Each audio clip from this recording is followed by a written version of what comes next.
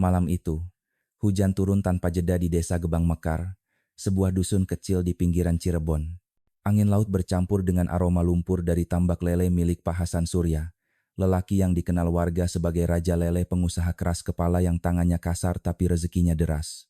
Di rumah besar bercat hijau pudar itu, hanya lampu teras yang menyala, goyah diterpa angin. Dari kejauhan, Pak Darmo, pekerja tua yang sudah 20 tahun bekerja di tambak itu, memegangi topinya yang hampir terbang. Hujan menampar wajahnya, tapi bukan air yang membuat tubuhnya menggigil.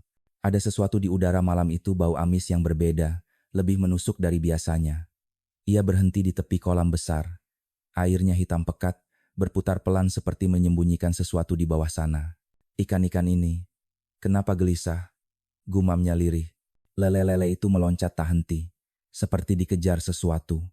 Suara cipratannya menembus hujan, menciptakan irama yang aneh, seolah-olah tambak itu sedang bicara. Di beranda rumah besar, Bu Rini Ayu berdiri memeluk tubuhnya sendiri. Rambutnya basah menempel di pipi, matanya kosong menatap kolam yang bergolak.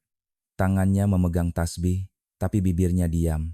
Hanya dada yang naik turun cepat, seperti menahan sesuatu yang tak bisa diceritakan kepada siapapun. Hujan makin deras. Petir membelah langit, sesaat menerangi halaman rumah yang berlumpur. Dan di saat kilat itu menyambar, Pak Darmo melihat sesuatu, bayangan seseorang di dekat kolam, tinggi, memakai jaket gelap. Tapi begitu ia berkedip, bayangan itu lenyap di telan hujan.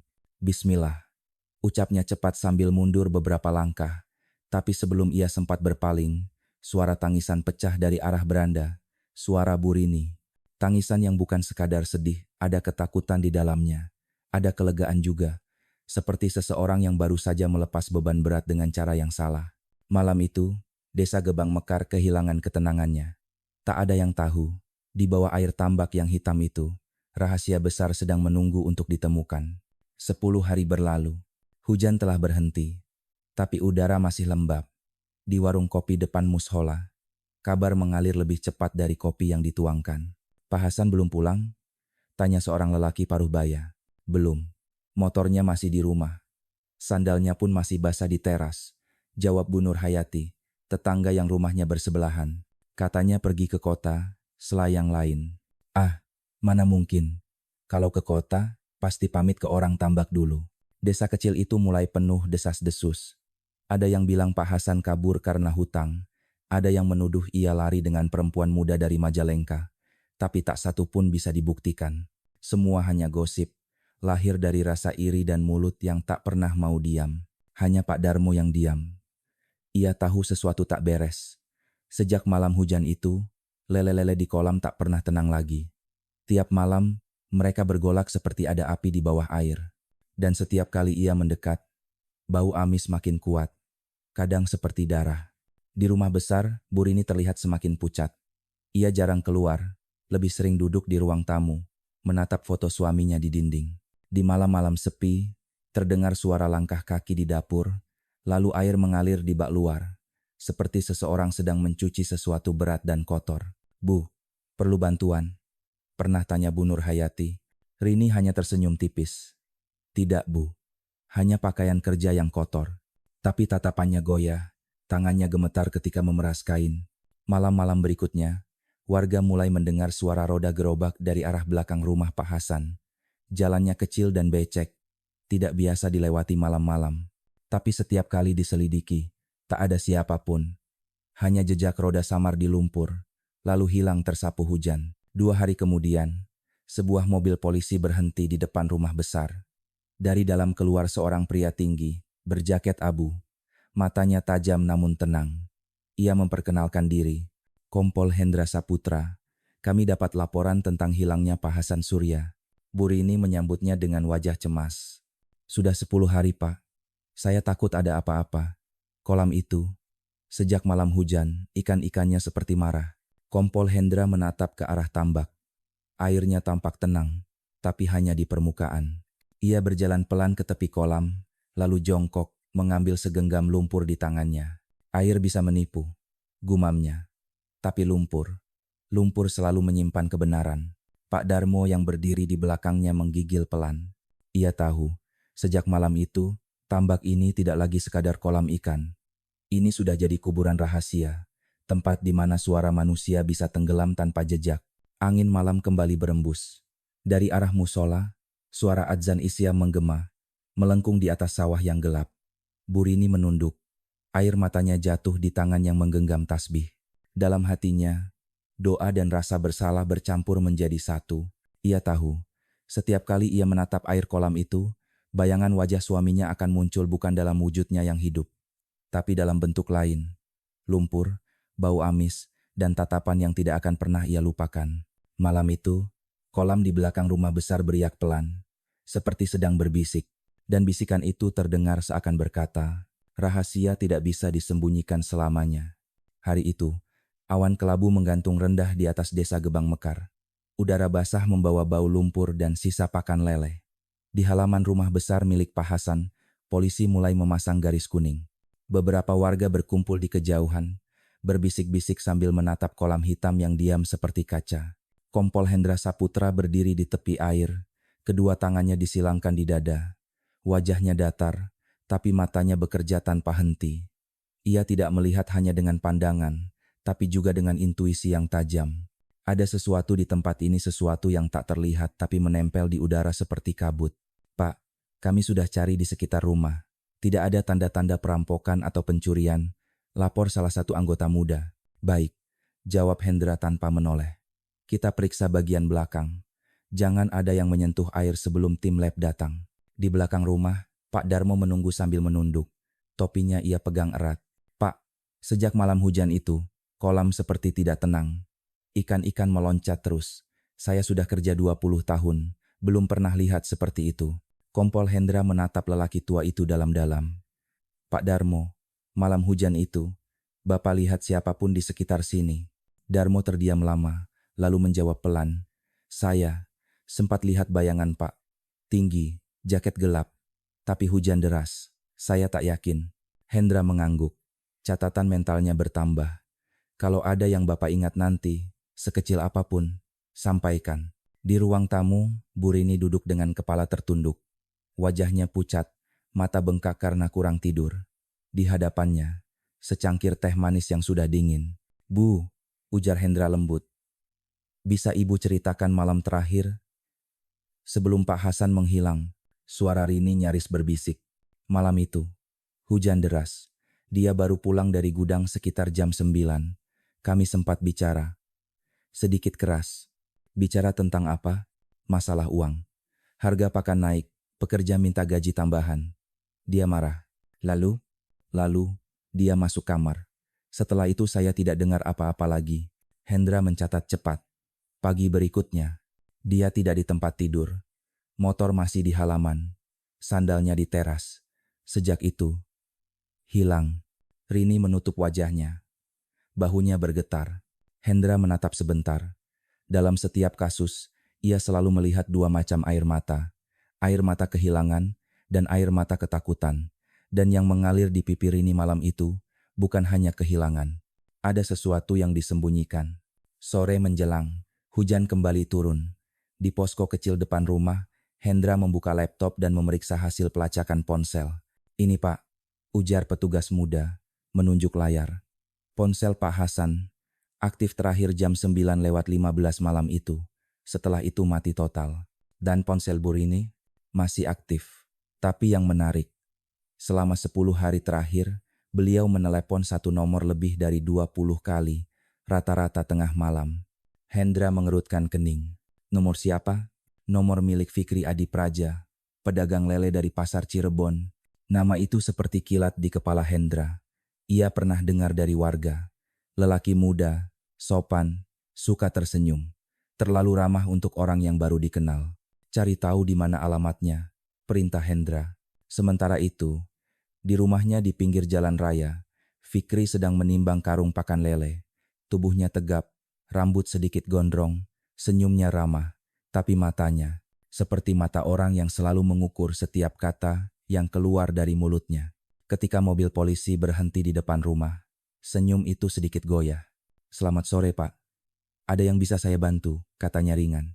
Kompol Hendra Saputra. Ada beberapa pertanyaan tentang Pak Hasan Surya. ujar Hendra dengan tenang. Oh, beliau. Saya kenal. Pembeli tetap lele dari tambak saya. Hubungan bisnis saja? Tentu. Kami sering negosiasi harga. Itu saja. Hendra mengangguk pelan. Lalu matanya turun ke tangan Fikri. Ada goresan tipis di punggungnya, seperti bekas cakar atau luka kawat. Itu bekas apa? Tanyanya. Fikri melirik sekilas. Kena kawat saat bongkar karung, Pak. Klasik. Pekerja kasar seperti saya. Pasti punya bekas begitu. Begitu ya. Hendra tersenyum tipis. Boleh saya lihat gudangnya? Fikri mengantar tanpa keberatan. Bau amis bercampur oli menyambut di dalam. Di sudut ruangan, ada beberapa karung pakan, seutas tali jaring, dan terpal biru tergulung rapi. Hendra menyentuhnya sebentar. Baru beli? 2 minggu lalu, Pak. Persiapan panen. Menarik. Pak Hasan hilang juga 2 minggu lalu. Fikri terdiam sepersekian detik. Lalu tertawa kecil. Kebetulan yang aneh ya. Hendra tidak membalas. Ia hanya menatap mata Fikri lama. Tenang, tapi tajam. Dalam diam itu, ada sesuatu yang bergeser. Seperti 2 orang pemain catur yang baru saja meletakkan bidak pertama. Malamnya hujan turun lagi. Di rumah besar yang kini sepi, Bu Rini duduk di ruang tengah. Lampu temaram memantulkan bayangan wajahnya di kaca jendela. Dari luar, suara kodok bersahutan. Di atas meja, sebuah ponsel bergetar pelan. Layar menampilkan nama. Fikri. Tangannya gemetar saat mengangkat. Bu, jangan panik. Semua masih aman. Suara Fikri terdengar di seberang. Fikri, aku takut. Tenang saja. Tidak ada yang tahu. Pastikan saja pintu dapur terkunci. Dan jangan nyalakan lampu belakang. Kenapa, Fikri? Percayalah. Semua ini akan segera selesai. Telepon berakhir dengan keheningan panjang.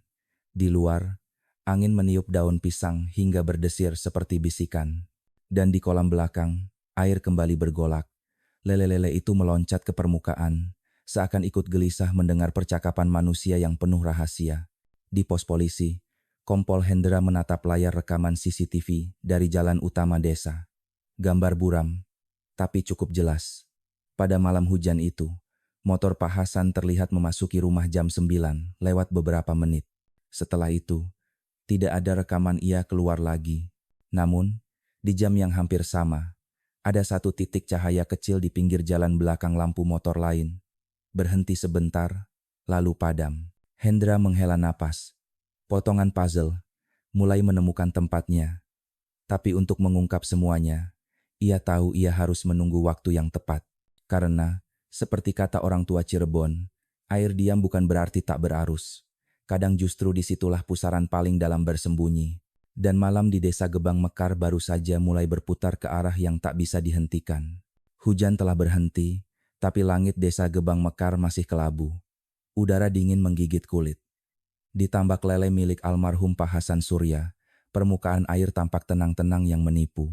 Sejak pagi, Kompol Hendra Saputra berdiri di tepi kolam, sambil memperhatikan riak halus di permukaan. Di tangannya, sebuah termos berisi kopi hitam yang belum disentuh. Pak, airnya seperti bernafas, kata Pak Darmo yang berdiri di sampingnya. Hendra menatap kolam itu lama. Kadang ketenangan justru menyembunyikan hal yang paling kotor, Pak. Di bawah bayangan awan, air hitam itu seperti cermin yang menyimpan dosa. Dari kejauhan, terlihat Bu Rini sedang berjalan perlahan ke arah musola kecil. Mukenanya basah, langkahnya gemetar. Orang-orang desa mulai menatapnya dengan campur rasa iba dan curiga. Kasihan, tapi aneh juga. Bisik seorang perempuan di warung. Suaminya hilang, tapi dia masih tenang begitu. Tenang bukan berarti tak bersalah. Jawab yang lain pelan. Menatap kolam yang kini seolah menatap balik. Sore itu, tim laboratorium dari Cirebon datang. Mereka membawa alat pengambil sampel air dan wadah kaca kecil. Kompol Hendra memberi instruksi singkat. Suaranya tegas. Ambil dari 3 titik berbeda. Saya ingin tahu, apakah ada kandungan organik yang tidak seharusnya ada di kolam. Para petugas menunduk, menurunkan alat ke air yang hitam. Beberapa lele naik ke permukaan, menggeliat pelan, lalu tenggelam lagi. Salah satu petugas mengernyit. Bau amisnya. Tidak biasa, Pak. Lebih tajam dari kolam biasa. Hendra hanya mengangguk. Ia sudah mencium bau itu sejak pertama datang. Sambil menunggu proses, ia berjalan ke belakang rumah. Di dekat tungku dapur luar, ia menemukan abu yang masih hangat meski sudah sore. Abu itu lembut, abu kain bukan kayu. Pak Darmo, biasanya siapa yang membakar di sini? Bu Rini, Pak, katanya untuk kayu kering. Hendra mengambil sedikit abu itu dengan sarung tangan. Di bawahnya ada potongan kecil logam tipis, seperti serpihan kancing. Matanya menatap lama ke arah rumah besar. Ia tahu, setiap abu menyimpan cerita tentang sesuatu yang ingin dilupakan. Malamnya, angin bertiup pelan membawa suara jangkrik dan kodok bersahutan. Hendra memutuskan berjaga di posko depan rumah. Di tengah malam, Pak Darmo datang dengan wajah cemas. Pak, saya dengar suara roda. Dari jalur belakang itu. Roda? Iya. Seperti gerobak kecil, lewat perlahan. Saya kira angin, tapi suara itu nyata. Hendra segera berdiri, mengambil senter dan berjalan pelan ke arah yang disebut. Jalan kecil itu becek dan gelap, diapit semak dan pagar bambu. Saat cahaya senter menyorot tanah, ia melihatnya jejak roda samar, 2 garis sejajar, menembus lumpur basah dan menuju tepi kolam. Ia jongkok, meneliti lebih dekat. Di samping jejak roda, ada jejak sepatu pria. Ukurannya besar, tapaknya aus di sisi luar. Jejak ini bukan milik perempuan, gumamnya. Keesokan paginya, kabar hasil lab datang dari Cirebon. Hendra membuka amplopnya perlahan, membaca baris demi baris. Di laporan itu tertulis, terdapat jejak mikropartikel kain, serta kandungan senyawa organik mirip jaringan biologis pada sampel air tambak. Matanya mengeras. Ia menatap kolam lele itu lagi. Kali ini dengan tatapan dingin. Air bisa menyembunyikan banyak hal, katanya pelan. Tapi lumpur selalu menolak berbohong. Ia menatap ke arah rumah besar. Di sana, Bu Rini sedang duduk di beranda, memandangi kolam dengan wajah kosong. Di tangan kirinya, tasbih berputar perlahan, tapi jari-jarinya bergetar halus. Hendra mendekat, berbicara lembut. Bu, saya perlu bicara. Rini menoleh perlahan. Tentang apa, Pak? Kolam itu, Bu. Saya ingin mengurasnya, untuk memastikan tidak ada yang tertinggal. Rini mendadak tegang. Menguras? Tapi, itu bisa merusak tambak. Suami saya akan marah kalau... Ia terhenti, lalu menunduk. Air matanya menetes di lututnya sendiri. Suami ibu sudah tidak di sini, Bu, kata Hendra lirih. Yang marah sekarang hanya air yang menyimpan rahasia. Beberapa hari kemudian, 2 mesin pompa besar didatangkan dari kota. Warga mulai berkumpul, sebagian membawa payung, sebagian berdiri di pagar bambu. Anak-anak kecil duduk di bahu orang tua mereka, tak sabar ingin melihat apa yang akan keluar dari kolam Raja Lele. Saat mesin menyala, suara raungannya memecah udara. Air mengalir deras keluar dari selang hitam, membuat pusaran di tengah kolam. Lele itu berputar panik, sebagian meloncat ke udara, menimbulkan cipratan lumpur ke arah penonton. Bau amis semakin menyengat, membuat beberapa orang menutup hidung. Hendra berdiri di sisi kolam, jas hujan birunya meneteskan air. Pelan-pelan, jaga jarak, katanya ke petugas. Setiap liter air yang keluar, setiap lapisan lumpur yang muncul, membuat udara di sekitar semakin berat. Seakan-akan bumi sendiri menahan napas menunggu sesuatu yang akan lahir dari perutnya. Ketika permukaan air tinggal setengah, Pak Darmo menatap ngeri. Seekor lele besar tiba-tiba menggelepar di tepi kolam. Perutnya sobek sebagian. Astagfirullah, seru seseorang di kerumunan. Teruskan, kata Hendra tegas. Pompa terus bekerja. Lumpur kini tampak jelas, hitam pekat dan bergelembung. Salah satu petugas yang berdiri di dalam kolam tiba-tiba berteriak, Pak, ada benda keras di sini. Semua mata menoleh. Hendra melompat turun ke tepian, membantu menggali dengan sekop kecil. Dari dalam lumpur, mereka mengangkat sebuah benda berat berwarna gelap palu besi bertangkai kayu, penuh lumpur dan bercak kecoklatan di ujungnya. Kerumunan terdiam. Beberapa perempuan berteriak kecil, menutup mulut dengan kerudung. Palu ini, milik siapa? Tanya seorang warga. Pak Darmo langsung menunduk, wajahnya pucat. Itu, palu yang biasa dipakai Pak Hasan, Pak. Hendra menatap palu itu lama, lalu berkata pelan tapi tegas. Bukti tidak pernah berbohong. Dan di saat yang sama, dari beranda rumah besar, Bu Rini berdiri kaku. Matanya kosong, tubuhnya bergetar halus. Ia menatap kolam yang kini hampir kering, dan entah mengapa, Di wajahnya, ada kelegaan yang aneh. Angin sore bertiup membawa bau amis yang semakin pekat. Di langit yang memudar, burung-burung terbang menjauh. Dan semua orang tahu mulai hari itu, desa Gebang Mekar tidak akan pernah sama lagi. Hari itu, langit Cirebon tampak pucat. Matahari hanya muncul sebagai bayangan samar di balik awan tebal. Di tambak besar milik almarhum Pak Hasan Surya, mesin pompa terus meraung tanpa henti. Air yang tersisa tinggal sebatas lutut, dan lumpur di dasar kolam mulai tampak jelas. Warga desa berdiri berdesakan di tepi pagar bambu. Suara mereka rendah, seperti takut mengganggu sesuatu yang suci sekaligus menyeramkan. Kompol Hendra Saputra berdiri di pinggir kolam, jas hujannya meneteskan air, matanya tak lepas dari pusaran lumpur yang perlahan menganga. Pelan-pelan, ujarnya pada tim forensik yang bekerja di dalam.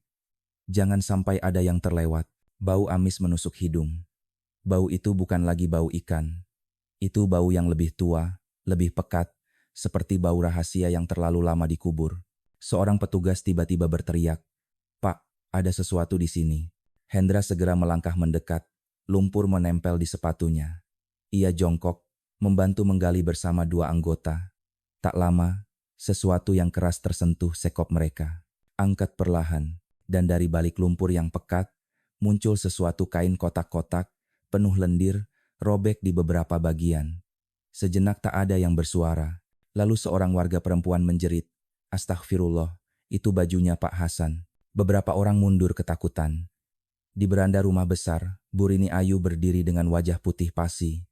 Matanya menatap ke arah kolam, tangannya menggenggam tasbih begitu kuat, hingga benangnya putus. Manik-manik kecil itu berjatuhan ke tanah seperti air mata yang tidak sempat jatuh. "Lanjutkan," kata Kompol Hendra tegas, meski suaranya sedikit bergetar.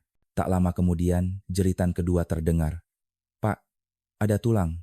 Kali ini, tidak ada yang bisa menahan napas. Dari dasar kolam, perlahan-lahan mereka mengangkat potongan tulang putih. Disusul sisa-sisa tubuh manusia yang sudah nyaris tak berbentuk, tercabik oleh waktu dan air. Kerumunan berubah hening. Beberapa orang perempuan menutup wajah dengan jilbab. Beberapa anak kecil menangis ketakutan. Hendra menatap mayat itu lama. Ia tahu ini bukan lagi kasus orang hilang. Ini sudah berubah menjadi kasus pembunuhan. Di rumah besar, Bu Rini duduk di kursi tua. Wajahnya tak berekspresi, matanya kosong menatap dinding. Di luar, suara warga masih bergema, tapi baginya semua terdengar jauh. Kompol Hendra masuk perlahan, menutup pintu di belakangnya. Ia menaruh topinya di meja. "Bu Rini," ucapnya pelan. "Kolam itu sudah bicara." Rini menoleh pelan, bibirnya gemetar. Saya tidak mengerti, Pak. Palu yang ditemukan di dasar kolam itu milik siapa?" Ia menunduk, lama tak menjawab. "Palu milik suami saya, tapi banyak orang pakai. Pekerja, bahkan saya kadang pakai untuk memperbaiki pagar." "Begitu ya," jawab Hendra pelan. Ia menarik napas panjang, lalu duduk berhadapan. "Bu, saya tahu hidup ibu tidak mudah. Saya sudah dengar dari tetangga, dari Pak Darmo, dari Bu Nurhayati. Semua bilang ibu perempuan sabar, tapi sabar juga bisa retak, bukan?" Air mata pertama jatuh di pipi Rini. Dia sering marah, Pak. Kadang tanpa alasan. Saya diam, karena saya pikir itu tugas seorang istri. Tapi setiap hari saya makin hilang, makin kecil. Hendra menatapnya dalam-dalam. Dan malam itu, Rini menggigit bibirnya. Suaranya nyaris tak terdengar. Malam itu, dia pulang marah. Saya coba bicara, tapi dia teriak. Dia melempar piring. Saya takut. Lalu, Rini menunduk lebih dalam. Kedua tangannya saling menggenggam kuat. "Saya hanya ingin dia berhenti." "Berhenti bagaimana, Bu?" Suara Hendra lembut tapi tajam. Tidak ada jawaban. Hanya keheningan panjang dan desahan napas berat. Setelah keluar dari rumah itu, Hendra berdiri di beranda. Hujan mulai turun lagi, tipis-tipis, menimpa tanah yang sudah becek. Di kejauhan, kolam yang baru dikuras tampak seperti luka besar di tengah desa. Pak Darmo mendekat membawa 2 cangkir teh. "Pak, Ibu Rini itu baik. Tapi kalau kesabaran dipelintir oleh orang licik, bisa jadi pedang, ya?" Hendra menatapnya. "Siapa yang Bapak maksud?" "Pedagang muda itu, Pak. Fikri. Sejak dulu saya tidak enak hati dengannya. Terlalu sering datang malam-malam." Hendra menatap langit yang kelabu. Kalau benar dia terlibat, dia tidak hanya mencuri harta, dia mencuri jiwa orang yang sudah patah. Malamnya, suara azan Isya terdengar pelan dari musola kecil di ujung desa. Di rumah besar, Burini berlutut di sajadahnya, berdoa dengan suara serak. Ya Allah, jika ini dosaku, aku terima, tapi jangan hukum orang lain karena kelemahanku. Sementara itu, di tempat lain, Fikri Adipraja sedang duduk di warung kopi dekat pasar. Wajahnya tenang, tapi jari-jarinya mengetuk meja tanpa sadar. Seorang kenalannya datang menghampiri.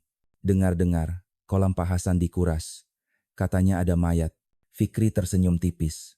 Ah, gosip. Orang desa memang suka menakuti diri sendiri. Tapi saat tawa orang-orang bergema, matanya melirik cepat keluar jendela. Hujan turun pelan. Dalam pantulan kaca, wajahnya sendiri terlihat aneh, setengah teduh, setengah gelap. Ia meraih ponselnya, mengetik pesan singkat. Jangan bicara apa-apa, biarkan aku yang urus. Pesan itu terkirim ke nomor yang sudah disimpan dengan nama Bu R. Di kantor polisi kecil, Kompol Hendra membaca ulang catatan hari itu. Palu, kain kotak-kotak, abu, dan sisa tubuh. Semua menunjuk pada rumah besar itu. Tapi nalurinya berkata, masih ada tangan lain yang ikut dalam dosa ini. Ia menulis di buku catatan pribadinya, pelaku tidak selalu orang yang memegang palu. Kadang pelaku sejati adalah orang yang menanamkan ide itu di kepala orang lain. Dari luar, suara hujan makin deras. Di langit malam Cirebon, guntur menyambar jauh di utara.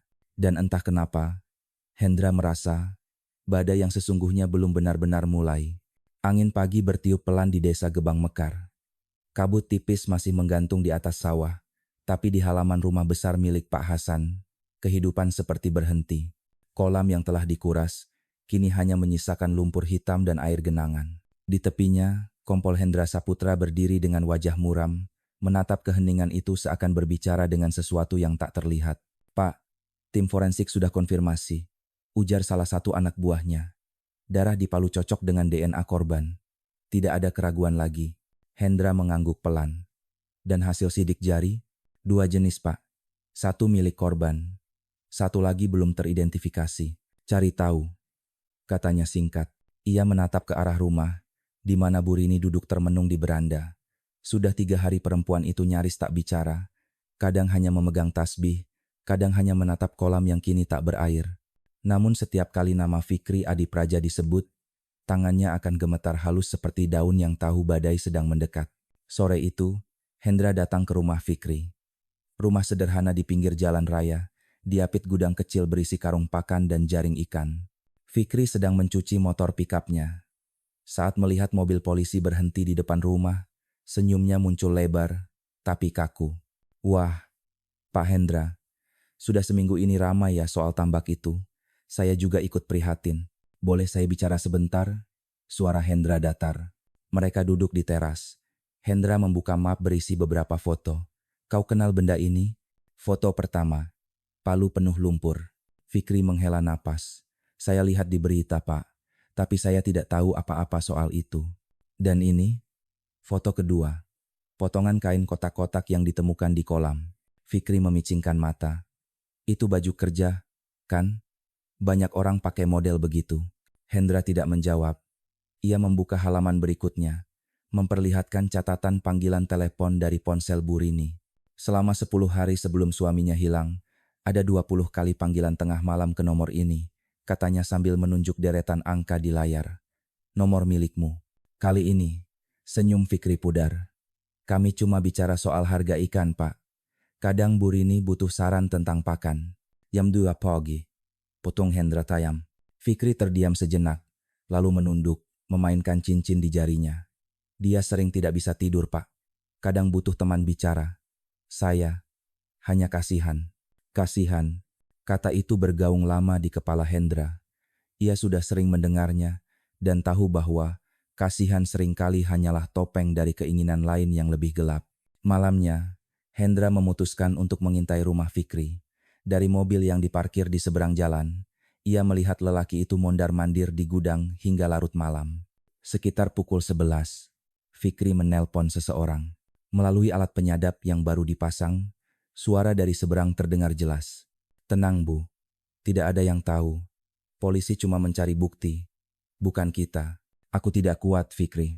Sesto, jangan bilang apapun. Kalau mereka tanya, bilang saja dia mabuk dan jatuh ke kolam. Aku akan urus sisanya. Hendra menutup matanya. Ia mengenali suara itu. Bu Rini.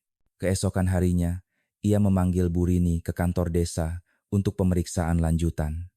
Perempuan itu datang dengan wajah lelah, matanya sembab, namun langkahnya tetap anggun. Bu, kata Hendra pelan. Saya tahu ini berat, tapi kita harus bicara jujur.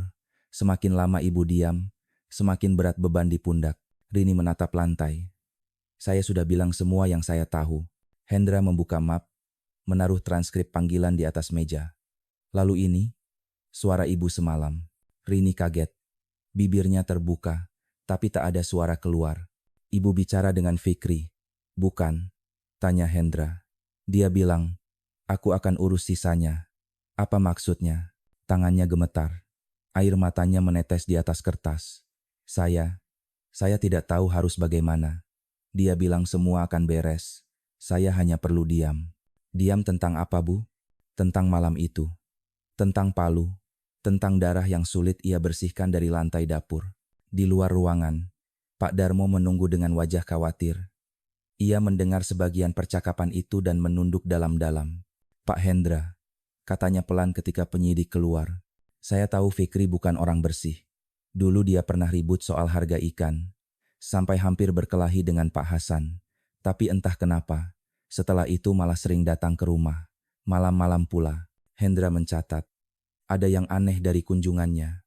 Dia selalu lewat gang belakang, bukan lewat gerbang depan. Keterangan itu membuat Hendra menatap lurus keluar jendela.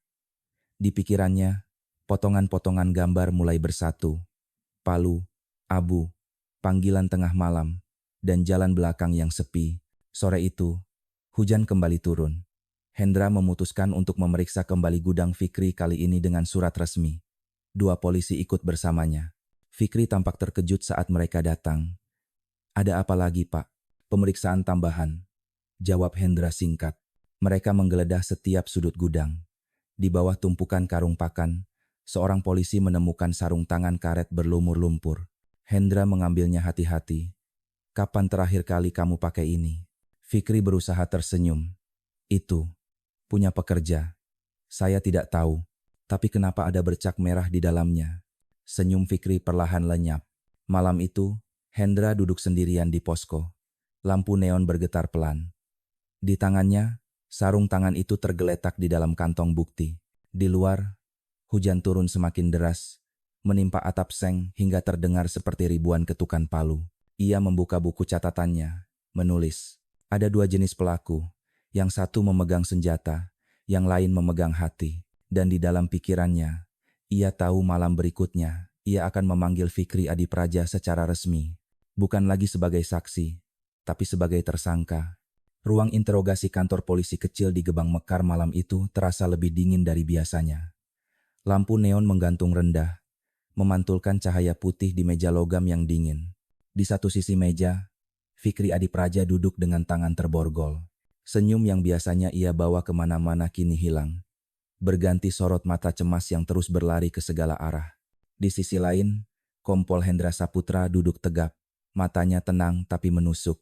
Fikri, katanya perlahan, kau tahu kenapa kau di sini, bukan? Fikri berusaha tertawa kecil. Saya hanya pedagang ikan, Pak. Salah saya apa? Karena saya kenal Bu Rini. Hendra menatapnya dalam. Kau bukan cuma kenal, kau memanipulasi. Fikri terdiam. Borgol di tangannya berderak pelan ketika ia mencoba menggeliat. Manipulasi? Saya ini cuma kasihan, Pak. Perempuan itu sudah disiksa bertahun-tahun. Saya cuma teman bicara. Teman bicara tidak menelpon 20 kali tengah malam. Teman bicara tidak menutup kamera belakang rumah orang lain. Dan teman bicara tidak menyembunyikan sarung tangan berlumur darah di gudangnya. Nada suara Hendra masih datar, tapi tiap kata terasa seperti pukulan. Fikri menelan ludah.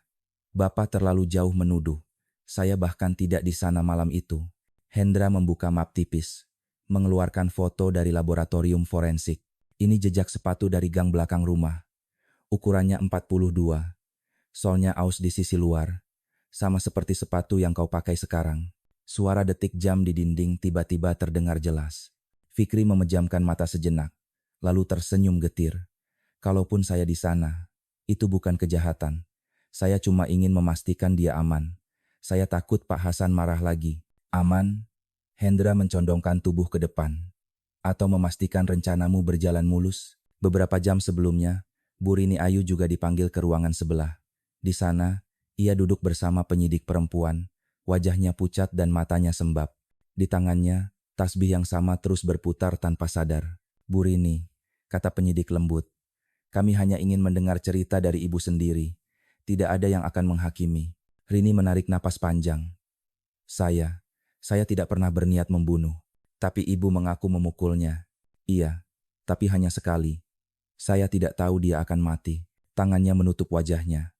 Air mata menetes di antara jari-jarinya. Dia pulang malam itu mabuk. Saya berusaha bicara, tapi dia teriak, menuduh saya selingkuh. Dia dorong saya sampai jatuh. Saya lihat palu di dekat tungku. Saya hanya ingin menghentikan teriakannya. Setelah itu, dia jatuh. Ada darah. Saya panik. Lalu, dia datang. Siapa, Bu? Fikri. Suara itu nyaris seperti bisikan. Dia bilang jangan panik. Katanya semua akan baik-baik saja. Dia yang suruh saya diam. Dia yang bawa terpal. Dia yang menunggu di gang belakang. Lalu siapa yang menyeret jasad korban ke kolam? Dia. Fikri yang menyeret. Saya hanya berdiri. Saya bahkan tak bisa melihat. Ruangan sunyi. Hanya terdengar isak kecil dari perempuan yang sudah kehabisan tenaga itu. Di ruang sebelah, Hendra membuka pintu perlahan. Fikri, katanya dingin. Dia sudah bicara. Wajah Fikri menegang. Bicara apa? Bahwa kau yang merencanakan semua ini. Kau yang menyiapkan sarung tangan, terpal, bahkan memutus arus kamera belakang rumah. Omong kosong, seru Fikri. Suaranya meninggi. Itu semua idenya. Dia yang ingin lepas dari suaminya. Saya cuma membantu. Bantuanmu berupa apa? Menyarankan tempat terbaik untuk membuang mayat. Fikri menunduk, lalu tertawa pelan. Suara tawanya aneh antara putus asa dan marah. Pak, saya cuma lelaki biasa. Saya suka dia. Saya ingin dia bahagia. Kalau saya harus membantu sedikit, yaitu karena saya cinta. Hendra menatapnya tajam. Cinta tidak pernah membenarkan darah. Darah itu sudah ada sebelum saya datang, bentak Fikri. Saya cuma menutupinya. Saya pikir, kalau dia bebas, saya bisa hidup bersamanya. Tapi ternyata semua salah. Tidak, Fikri, kata Hendra tenang. Yang salah bukan mimpimu, yang salah adalah caramu membuatnya nyata. Malam itu hujan turun deras di luar kantor polisi. Petir menyambar jauh di utara. Hendra berjalan keluar dari ruang interogasi, berdiri di bawah atap seng. Air hujan menetes deras di ujung topinya. Ia menatap langit gelap sambil bergumam pelan. Kadang orang jahat tidak perlu senjata. Mereka hanya perlu kata-kata yang datang di saat orang lain paling rapuh. Di ruangan belakang, Bu Rini masih duduk diam. Matanya menatap kosong, tubuhnya bergetar. Sementara di ruang depan, Fikri menunduk dalam. Borgol di tangannya kini tak lagi melawan. Di antara keduanya, hanya ada satu kebenaran pahit, mereka sama-sama korban dari kebisuan yang terlalu lama. Keesokan paginya, Kompol Hendra menulis laporan resmi pertamanya.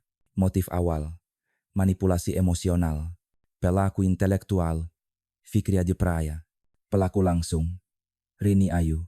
Senjata, palu besi. Ia menutup map perlahan, lalu memandang keluar jendela. Desa Gebang Mekar mulai bangun dari tidurnya, tapi udara pagi tetap lembab, seperti membawa sisa-sisa rahasia dari malam sebelumnya. Dan di kejauhan, di tepi tambak yang kini kosong, seekor lele besar muncul ke permukaan.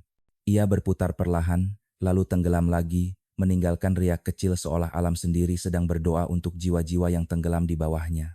Pagi di Gebang Mekar seharusnya selalu damai. Biasanya, aroma tanah basah dan suara ayam dari kebun belakang menjadi tanda hari baru. Tapi sejak kasus tambak itu mencuat, udara desa terasa berat. Orang-orang bicara pelan di warung kopi, seakan takut setiap kata mereka akan berubah jadi kutukan. Kasihan Bu Rini, kata Bu Nur Hayati pelan sambil menuang teh panas. Saya tahu sendiri, suaminya memang keras. Tapi membunuh, saya masih sulit percaya. Di sudut warung Pak Saman, tetangga sebelah rumah korban, Menimpali. Keras itu biasa, Bu. Tapi kalau suami sendiri sampai mati di tangan istri, itu dosa besar. Dunia sudah terbalik. Lalu Fikri itu? Tanya seorang pemuda. Katanya dia yang otak semuanya. Suara-suara mulai naik, seperti ombak kecil yang siap berubah jadi badai. Di luar warung, anak-anak berhenti bermain ketika mobil polisi lewat. Mereka menatap dengan mata besar penuh rasa ingin tahu. Di antara orang dewasa, gosip menyebar lebih cepat daripada hujan. Di kantor polisi desa, Kompol Hendra Saputra duduk di depan meja kayu penuh map. Di dalam satu map tertulis, kasus pembunuhan Hasan Surya, status, dalam proses pengadilan awal. Ia menatap catatan panjang di hadapannya.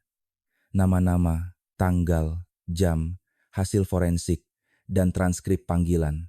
Semuanya sudah jelas. Tapi ada satu hal yang terus mengganggu pikirannya, siapa sebenarnya yang pertama kali menyarankan, buang ke kolam. Ia membuka kembali transkrip rekaman telepon malam sebelum kejadian. Suara Fikri terdengar lembut, nyaris menggoda. Jangan takut, Bu. Air akan menelan semua rahasia. Lele-lele itu setia, mereka tidak bicara. Kalimat itu membuat Hendra menggam lebih erat. Setia juga bisa salah arah, gumamnya. Sementara itu, di ruang tahanan sederhana, Bu Rini Ayu duduk di sudut, memeluk lutut. Wajahnya pucat, rambutnya terurai lemah. Setiap kali pintu sel terbuka, ia refleks menunduk. Petugas yang berjaga malam itu, seorang perempuan bernama Dina, meletakkan segelas air di depannya. Bu, makan dulu. Sudah 2 hari Ibu, cuma minum. Rini menatap gelas itu lama. Aku tidak lapar, Dik. Kalau Ibu terus begini, nanti sakit. Rini tersenyum tipis. Mungkin itu lebih baik. Aku lelah menunggu akhir yang sudah ku tahu. Dina menunduk, tidak sanggup membalas. Ia pernah mendengar banyak pengakuan, tapi jarang ada yang sesedih suara itu. Bu, katanya pelan. Kenapa Ibu mau dengarkan Fikri? Rini menatap kosong ke dinding. Karena dia satu-satunya yang mau mendengarkan aku. Air matanya mengalir lagi, tanpa suara. Di rumahnya, Fikri Adipraja juga tak bisa tidur di ruang tahanan lain. Ia mondar-mandir, menggigiti kuku, lalu mendengus kesal. Semua salah perempuan itu. Geramnya. Kalau dia tidak cengeng, tidak akan begini.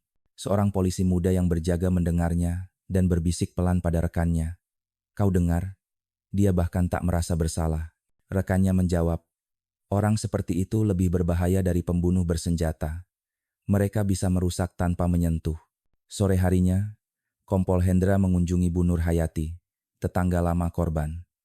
Perempuan itu dikenal religius dan dihormati warga. Bu Nur, kata Hendra sopan, saya ingin tahu, apakah Ibu pernah melihat Fikri datang ke rumah korban sebelum kejadian? Bu Nur menatap jauh ke arah tambak yang kini hanya tinggal kubangan. Sering, Pak, tapi selalu lewat belakang. Kadang bawa karung, katanya pakan. Tapi kalau malam-malam begitu, apa masih urusan pakan? Apakah Bu Rini terlihat takut saat itu? Tidak, Pak. Tapi, matanya beda. Dulu kalau saya sapa, dia tersenyum. Tapi akhir-akhir ini, senyumnya seperti kosong, seperti orang yang tidak tahu lagi untuk siapa dia hidup. Hendra mencatat pelan, lalu menatap kolam yang diam. Kadang, Bu, manusia yang paling tenang justru sedang berteriak paling keras di dalam hatinya. Keesokan paginya, hujan turun lagi. Desa seperti tak henti menangis. Di musola kecil, Pak Darmo sedang menyapu lantai basah. Ia berhenti sejenak ketika melihat Hendra datang. Pak, saya masih ingat malam itu, katanya. Saya dengar suara gerobak lewat jalur belakang. Saya pikir tukang pakan, tapi kalau saya tahu itu, saya pasti hentikan. Tidak ada yang bisa menebak, Pak, jawab Hendra pelan. Kadang kejahatan paling gelap terjadi di rumah yang terlihat paling damai. Darmo menatap tanah. Tapi kita semua tahu mereka sering bertengkar, Pak. Kami cuma tidak mau ikut campur. Sekarang saya menyesal.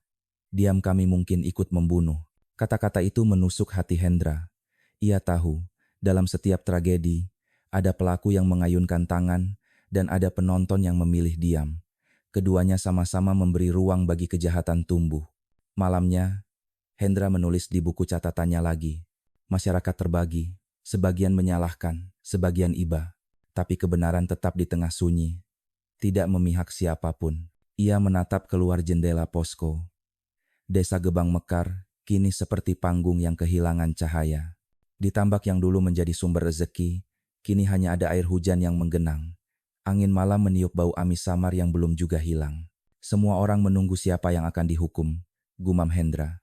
Padahal yang seharusnya dihukum adalah kesunyian yang membiarkan luka ini tumbuh. Ia menutup bukunya, lalu berjalan keluar, berdiri di tepi tambak. Langit hitam tanpa bintang. Di kejauhan, suara azan Isya terdengar sayup, dan di bawah cahaya lampu jalan yang redup, Hendra berdoa lirih. Semoga kebenaran tidak mati dalam lumpur. 3 minggu setelah jasad Pak Hasan Surya ditemukan, desa Gebang Mekar berubah menjadi lautan manusia. Mobil-mobil besar dari kota datang silih berganti. Di pagar bambu, spanduk bertuliskan, "Keadilan untuk Hasan," tergantung miring ditiup angin. Para wartawan berdiri di depan rumah besar itu, mikrofon di tangan, kamera menyala. Kasus ini tak lagi sekadar tragedi kecil, di desa terpencil ini sudah menjadi berita nasional. Seorang istri membunuh suaminya dengan bantuan kekasih muda. Begitu judul utama yang muncul di televisi malam itu. Suara pembawa berita yang tenang membuat kisah itu terdengar seperti drama sinetron. Padahal bagi Kompol Hendra, setiap detik dari kasus ini bukan drama tapi luka yang nyata. Di ruang sidang pengadilan negeri Cirebon, udara terasa tegang. Bangku penuh oleh warga desa, wartawan, dan orang-orang yang ingin menyaksikan sejarah. Di kursi terdakwa, Bu Rini Ayu duduk tenang dengan mukena putih sederhana. Wajahnya pucat, tapi matanya pasrah. Di sebelahnya, Fikri Adipraja mengenakan kemeja abu. Wajahnya tampak tegang, tapi kadang tersenyum sinis seolah tak peduli. Jaksa menatap mereka tajam. "Saudara Fikri Adipraja dan Rini Ayu, kalian didakwa melakukan pembunuhan berencana terhadap Hasan Surya dengan alat berupa palu besi dan membuang jasad korban ke dalam kolam." Suara palu hakim memecah keheningan. Sidang dimulai. Dari kursi pengunjung, Kompol Hendra memperhatikan. Ia tidak berseragam hari itu, hanya mengenakan batik coklat tua. Ia tahu tugasnya sebagai penyidik sudah selesai, tapi batinnya belum selesai berdamai. Jaksa memanggil saksi pertama, Pak Darmo. Lelaki tua itu berjalan perlahan ke depan. Lututnya gemetar. Ia mengucapkan sumpah dengan suara serak. "Saya lihat Bu Rini malam itu menangis di beranda," katanya. "Dia bilang semua sudah berakhir. Saya tidak tahu maksudnya apa waktu itu." Jaksa bertanya, "Apakah Anda melihat Fikri di sekitar rumah malam itu?" "Saya tidak melihat langsung, tapi saya dengar suara gerobak di gang belakang. Saya kenal bunyinya, itu gerobak Fikri." Ruangan bergemuruh. Wartawan mengetik cepat di laptop. Fikri memukul meja. "Fitnah. Lelaki tua itu buta malam." Malam, hakim mengetuk palu. "Tertib." Saksi berikutnya adalah Bu Nur Hayati, tetangga sekaligus teman lama Rini. "Bu Nur, apakah Anda tahu hubungan antara Rini dan Fikri?" Wanita itu menunduk. "Saya tahu mereka sering bicara. Awalnya saya pikir hanya urusan tambak, tapi kemudian caranya memandang Fikri berbeda. Seperti orang yang menemukan cahaya, padahal sedang menuju jurang." "Menurut Anda, apakah Rini mampu membunuh suaminya?" Air mata Bu Nur jatuh. "Saya tidak tahu, Pak Hakim. Tapi saya tahu dia hanya ingin berhenti disakiti.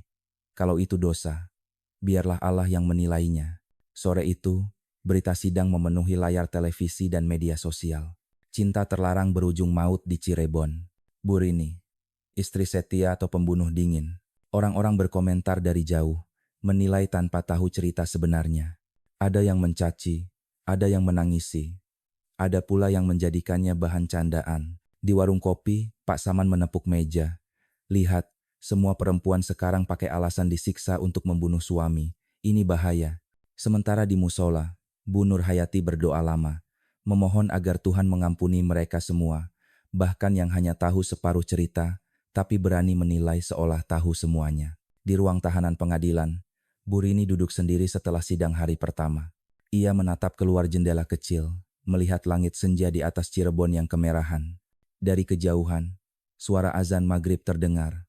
Ia menutup matanya dan berbisik pelan, "Ya Allah, kalau Engkau masih mendengar, aku tak minta dibebaskan. Aku hanya minta dimaafkan." Di ruangan sebelah, Fikri menendang kursi dengan marah. Semua orang berpihak padanya, padahal dia yang pukul, dia yang bunuh. Petugas jaga hanya menatap tanpa bicara. Mereka tahu, lelaki itu lebih takut kehilangan citra dirinya daripada kehilangan nyawa. Malam itu, Di posko polisi lama, Kompol Hendra menatap layar televisi yang menyiarkan ulang sidang hari ini. Wajah Rini yang pasrah dan Fikri yang marah muncul bergantian di layar. Ia mematikan televisi, lalu menulis di buku catatannya. Media menciptakan pahlawan dan penjahat dari wajah yang sama. Padahal di balik layar, mereka berdua hanyalah manusia yang kalah oleh takdir dan kesepian. Ia menutup buku, memandang keluar jendela. Hujan kembali turun pelan, tapi konstan, seperti irama doa. Desa Gebang Mekar kini sepi, tambak yang dulu ramai kini tertutup air hujan. Dan entah mengapa, Hendra merasa, di bawah air itu masih ada suara yang belum selesai. Setiap orang berbicara, gumamnya. Tapi kebenaran, kadang memilih diam. Hari ketiga persidangan di Pengadilan Negeri Cirebon, dimulai dengan langit mendung dan udara berat. Orang-orang sudah berkumpul sejak pagi. Wartawan berjajar di pintu masuk. Kamera mereka menyorot setiap langkah Bu Rini Ayu dan Fikri Adipraja ketika dibawa masuk oleh petugas. Suasana ruang sidang kali ini berbeda, lebih panas, lebih tegang. Di meja depan, Hakim Ketua membuka berkas baru. Hari ini pengadilan akan mendengar kesaksian tambahan dari pihak kepolisian dan saksi yang baru ditemukan, katanya. Di kursi pengunjung, Kompol Hendra Saputra duduk diam, namun matanya penuh waspada. Ia tahu hari ini bukan hari biasa. Semalam, ia menerima laporan penting dari tim forensik Cirebon. Hasil sidik jari tambahan pada palu dan terpal telah keluar, dan hasilnya tidak sesuai dengan keterangan sebelumnya. Saksi pertama hari itu adalah Arman, pemuda desa yang bekerja serabutan di tambak Pak Hasan. Tubuhnya kurus, wajahnya gugup, tapi matanya menyimpan sesuatu yang belum pernah ia katakan kepada siapapun. Arman, ujar jaksa, kau pernah bekerja malam di tambak korban? Pernah, Pak. Waktu itu saya bantu Pak Darmo membersihkan kolam sebelum hujan besar. Apakah kau melihat sesuatu malam kejadian? Arman menarik napas panjang, tangannya gemetar memegang mikrofon. Saya lihat gerobak lewat di gang belakang. Itu sudah kami tahu. Apa ada yang lain? Ia menunduk, lalu melanjutkan dengan suara nyaris berbisik. Saya lihat seseorang keluar dari rumah itu setelah suara ribut. Bukan Bu Rini, bukan juga Fikri. Ruangan mendadak riuh. Hakim mengetuk palu. Tertib, jaksa menatap tajam. Kau yakin? Siapa orang itu? Gelap, Pak. Tapi saya kenal cara jalannya. Itu Pak Darmo. Ruangan meledak dalam bisikan dan teriakan kecil. Semua mata beralih ke arah Pak Darmo, yang duduk di bangku belakang dengan wajah kaget, seolah langit runtuh di atasnya. Setelah jeda singkat, Pak Darmo dipanggil ke depan. Lelaki tua itu berjalan pelan. Langkahnya berat. Tangannya bergetar saat mengucap sumpah. Pak Darmo, tanya Hakim, apakah benar kau berada di sekitar rumah korban malam kejadian? Darmo terdiam lama. Ruangan sunyi. Akhirnya ia berkata, ya, saya di sana. Untuk apa? Saya dengar ribut. Saya mau melerai, tapi ketika saya sampai, semua sudah diam. Siapa yang kau lihat? Saya lihat tubuh Pak Hasan di lantai, dan Bu Rini menangis. Lalu datang Fikri, dia panik. Mereka berdebat. Lalu apa yang kau lakukan? Tanya Hendra dari kursi saksi tambahan. Pak Darmo menatapnya dengan mata penuh air. Saya bantu mereka. Ruangan kembali gaduh. Bantu? Ulang jaksa keras. Saya pikir, saya bantu menutupi aib keluarga. Saya bantu menurunkan tubuh itu ke gerobak. Saya tidak tahu mereka akan buang ke kolam. Saya pikir mau dikubur baik-baik.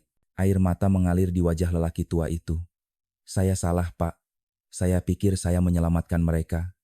Ternyata saya ikut berdosa. Hakim meminta semua tenang. Tapi di kursi belakang, Fikri menatap tajam ke arah Darmo. Jadi kamu yang bocorkan semuanya, ya Pak Tua. Kalau bukan karena kamu, aku sudah bebas. Petugas segera menahannya. Tapi suaranya masih bergema di seluruh ruangan. Sementara itu, Bu Rini hanya menunduk. Air matanya mengalir diam-diam. Dalam hati, mungkin ia bersyukur karena akhirnya kebenaran, meski pahit, mulai keluar dari lumpur. Setelah sidang ditunda sore itu, Kompol Hendra memanggil Pak Darmo secara pribadi di ruang kecil pengadilan. Pak, katanya lembut, kenapa baru bicara sekarang? Darmo menatap kosong. Saya takut, Pak. Saya pikir kalau diam, semua akan tenang. Tapi setiap malam, saya dengar suara air dari arah kolam, seperti seseorang memanggil saya. Ya Pak, seperti bisikan. Katakan kebenaran. Sebelum aku menenggelamkanmu juga. Hendra terdiam. Ia tahu, mungkin itu hanya rasa bersalah yang menghantui lelaki tua itu. Tapi di desa seperti Gebang Mekar, rasa bersalah sering datang dalam bentuk suara dan mimpi. Malam itu, di kantor polisi Cirebon, Hendra membuka kembali laporan baru dari laboratorium forensik. Sidik jari pada palu 2 milik korban, 1 milik Burini, dan 1 lagi milik Pak Darmo. Ia menatap hasil itu lama.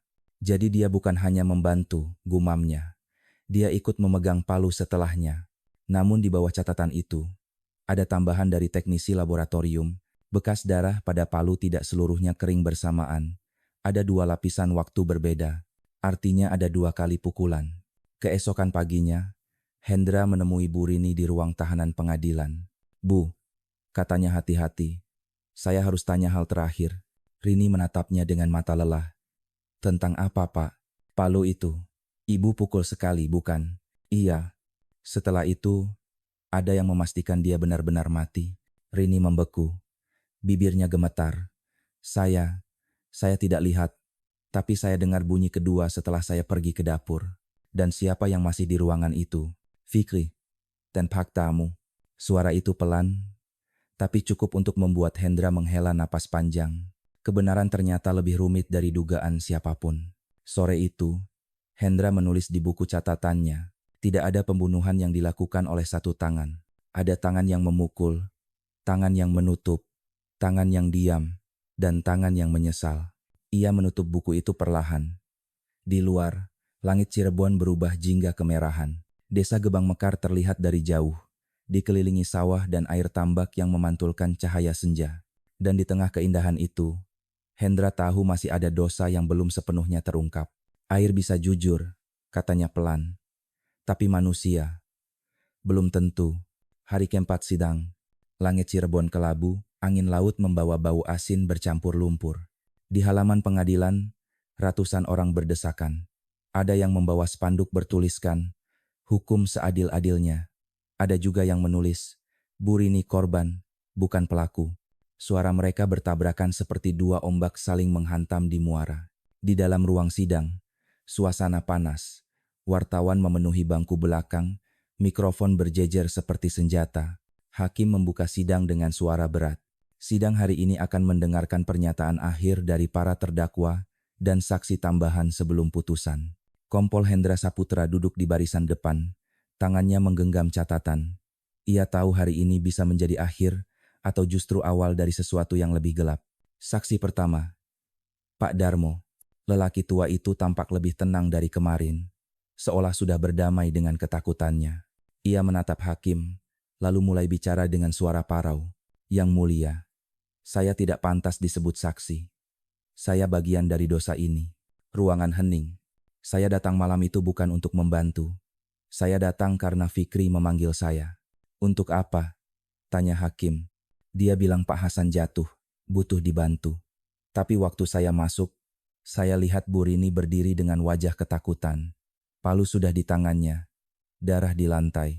Saya mau menolong, tapi Fikri dia menendang tubuh Pak Hasan, memastikan dia tidak bergerak lagi. Ruang sidang bergemuruh. Beberapa orang menutup mulut, terkejut. Hakim mengetuk palu keras. Tertib, Pak Darmo melanjutkan, matanya berkaca-kaca. Fikri bilang tidak ada jalan lain. Dia suruh saya bantu menurunkan jasad ke gerobak. Katanya nanti dikubur di kebun belakang. Tapi waktu kami sampai di kolam, dia bilang, air akan menelan semuanya, Pak. Tidak ada jejak. Saya tidak bisa apa-apa. Saya hanya orang tua bodoh yang takut. Lalu kami dorong tubuh itu ke air. Saya dengar bunyi, bluk. Dan saya tahu, malam itu, desa kami kehilangan cahaya terakhirnya. Suaranya pecah. Wartawan menunduk. Sebagian warga mulai menangis pelan. Fikri menatap Darmo dengan marah. Omong kosong, kau mau menutup kesalahanmu sendiri. Hakim mempersilakan Fikri berbicara. Lelaki itu berdiri, wajahnya merah, suaranya tinggi. Saya memang di sana, tapi bukan saya yang membunuh. Saya datang karena Burini minta tolong. Dia sudah bunuh suaminya sebelum saya datang. Saya cuma bantu. Jaksa menatapnya tajam. Membantu? Dengan menyuruh orang tua ini membuang mayat, dengan memutus listrik agar kamera tidak merekam, dengan membeli terpal 3 hari sebelumnya, Fikri terdiam. Itu kebetulan. Tapi Anda juga yang mengirim pesan. Jangan nyalakan lampu belakang. Aku sudah di sini. Itu bukan kebetulan. Fikri menunduk. Napasnya berat. Saya hanya ingin dia bahagia. Saya ingin dia milik saya. Tapi saya tidak bermaksud membunuh. Tapi Anda juga bilang kepada Darmo, R akan menelan semuanya. Fikri menatap jaksa. Itu hanya kata-kata. Hakim memandangnya lama. Kata-kata bisa lebih tajam dari pisau, saudara Fikri. Kini giliran Burini Ayu. Ia berdiri perlahan. Tubuhnya tampak ringkih, tapi matanya tenang. Yang mulia. Suaranya pelan tapi jelas. Saya memang memukul suami saya, tapi saya tidak berencana membunuhnya. Saya hanya ingin dia berhenti. Berhenti memukul saya, berhenti meneriaki saya setiap hari. Ia menunduk, air mata jatuh ke lantai kayu. Fikri datang dan berkata bahwa semua bisa berakhir kalau saya berani sekali saja melawan. Saya percaya padanya. Tapi setelah saya memukul, saya menyesal. Saya ingin lapor polisi, tapi Fikri mencegah. Dia bilang terlambat. Dia bilang biarkan air bekerja. Tangisnya pecah. Dan saya biarkan. Karena saya sudah tidak tahu lagi bagaimana menjadi manusia yang benar. Hakim diam lama, lalu berkata pelan, Burini, penyesalan Anda datang terlambat, tapi tetap berarti. Di kursi belakang Kompol Hendra menunduk. Kata-kata Burini seperti menghantam dadanya. Ia teringat kasus lama seorang perempuan yang dulu juga mati di tangan suaminya, karena ia terlambat bertindak. Sekarang ia menyaksikan kebalikannya perempuan, yang bertahan terlalu lama, hingga akhirnya bertindak sendiri. Ia menulis di catatannya, keadilan tanpa belas kasih adalah penjara baru. Tapi belas kasih tanpa keadilan adalah kebohongan. Sidang menjelang sore. Langit di luar berubah ungu kelam. Hakim memberi kesempatan terakhir kepada kedua terdakwa untuk bicara. Fikri menatap Rini, suaranya dingin. Kau pikir mereka akan percaya padamu? Kau istri pembunuh? Kau bawa aku masuk ke neraka ini. Rini menatapnya balik dengan tenang. Tidak, Fikri. Kau yang menunjukkan pintunya. Aku hanya terlalu lelah untuk menutupnya. Ruangan sunyi. Hanya suara kamera wartawan yang terdengar, memotret wajah dua manusia yang saling menuduh tapi sama-sama hancur. Ketika hakim menunda sidang untuk putusan akhir besok, hujan turun deras di luar gedung. Orang-orang berlarian mencari tempat berteduh. Di halaman pengadilan, air menggenang membentuk kolam kecil, memantulkan cahaya lampu seperti permukaan tambak di Gebang Mekar. Kompol Hendra berdiri di bawah payung, menatap air itu lama. Ia bergumam pelan, nyaris seperti doa. Air bisa menelan jasad, tapi tidak bisa menelan dosa. Dosa akan mengapung sampai seseorang berani mengakuinya. Ia menutup payung, membiarkan hujan membasahi wajahnya. Karena dalam setiap tetes air malam itu, ia merasa mendengar suara yang sama. Suara dari dasar kolam, suara kebenaran yang akhirnya naik ke permukaan. Pagi itu, langit Cirebon masih diselimuti mendung. Hujan semalam meninggalkan genangan di halaman pengadilan. Udara lembab, dan angin membawa bau lumpur yang samar bau, yang selalu mengingatkan Kompol Hendra pada malam ketika semuanya dimulai di tambak lele itu. Hari ini, pengadilan menjatuhkan putusan. Ratusan orang memenuhi ruangan. Beberapa duduk diam dengan wajah tegang, sebagian lain berbisik pelan. Di luar, wartawan sudah menunggu dengan kamera menyala. Kasus ini telah menjadi kisah nasional, tapi bagi Hendra, ini bukan lagi kasus, ini peringatan. Di kursi terdakwa, Burini Ayu duduk dengan mukena putih. Wajahnya tenang, hanya sesekali menatap jendela kecil yang memperlihatkan langit abu-abu. Di sebelahnya, Fikri Adipraja duduk dengan kepala menunduk, tapi rahangnya masih tegang, seolah belum mau menyerah pada takdir. Hakim ketua masuk, mengetuk palu 3 kali. Sidang dibuka, jaksa berdiri membacakan tuntutan terakhir. Yang mulia, berdasarkan bukti dan kesaksian, kami menuntut terdakwa Rini Ayu dengan pasal pembunuhan berencana. Namun kami memohon keringanan hukuman karena terdakwa adalah korban kekerasan rumah tangga bertahun-tahun. Untuk terdakwa Fikri Adipraja, kami menuntut hukuman penjara seumur hidup karena merencanakan dan memanipulasi tindakan tersebut. Suara jaksa bergetar, tapi tegas. Di bangku penonton, beberapa orang mengangguk, sebagian lain menangis. Hakim membuka berkas terakhir, menatap kedua terdakwa. Saudara-saudara, pengadilan ini bukan hanya tentang siapa yang memukul, tetapi juga tentang siapa yang membiarkan luka itu tumbuh. Ia menatap ke arah Bu Rini. Anda salah, Ibu Rini. Tapi saya tahu, Anda tidak lahir untuk membunuh. Anda hanya terjebak dalam kebisuan terlalu lama. Lalu ia menatap Fikri. Dan Anda, Fikri Adipraja, menggunakan luka orang lain sebagai jalan menuju ambisi Anda. Itu dosa yang lebih halus, tapi lebih dalam. Ruangan hening. Tidak ada yang berani bernapas. Hakim melanjutkan. Suaranya berat, namun lembut. Setelah mempertimbangkan semua bukti, saksi, dan pengakuan, pengadilan memutuskan. Rini Ayu bersalah melakukan pembunuhan di luar rencana yang disebabkan tekanan psikis berat. Dihukum 20 tahun penjara. Fikri Adipraja terbukti bersalah merencanakan dan membantu menutupi pembunuhan. Dihukum penjara seumur hidup. Suara palu mengetuk meja kayu 3 kali. Sidang selesai. Suara tangis pecah dari beberapa orang di belakang. Bu Rini menunduk. Air matanya mengalir. Tapi bibirnya tersenyum samar. Mungkin bukan karena bahagia, tapi karena akhirnya keheningan panjangnya berakhir. Fikri menatap kosong, wajahnya pucat. Tidak mungkin. Aku hanya ingin bahagia. Gumamnya lirih, tapi kebahagiaan yang dibangun di atas luka orang lain memang tidak pernah bertahan lama. Kompol Hendra Saputra berdiri perlahan. Ia menatap dua orang itu, dibawa keluar dengan borgol di tangan. Ketika Bu Rini lewat di depannya, ia berhenti sebentar, menatapnya. Ibu, katanya pelan, terima kasih sudah berkata jujur. Bu Rini tersenyum lemah. Kebenaran memang terlambat, Pak, tapi setidaknya tidak tenggelam. Hendra menunduk. Ia tahu, kalimat itu akan tinggal lama di kepalanya. Beberapa minggu kemudian, desa Gebang Mekar kembali sepi. Tambak lele yang dulu megah kini dipenuhi rumput liar dan air berwarna kehijauan. Orang-orang jarang lewat, terutama malam hari. Ada yang bilang, kadang terdengar suara air beriak sendiri. Seolah masih ada sesuatu yang bergerak di bawah lumpur. Pak Darmo kini tinggal sendirian di gubuk kecil dekat masjid. Setiap malam, ia menyalakan lampu minyak dan berdoa lama. Ya Allah, ampuni hamba. Aku tidak berani lagi diam saat ada yang menderita. Air matanya jatuh ke sajadah lusuh.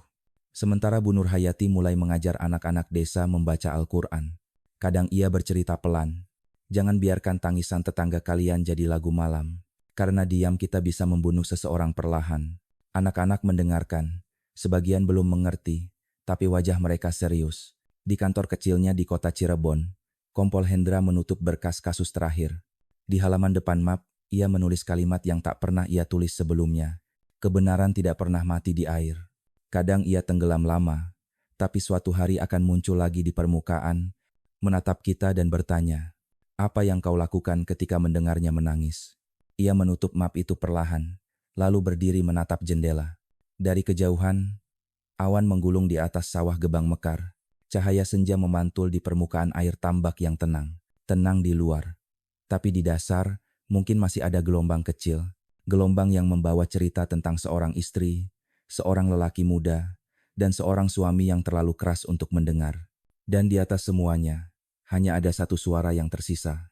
Suara lembut dari hati yang menyesal, berbisik pelan seperti doa, Tuhan, jangan biarkan rumah-rumah kami tenggelam lagi dalam diam.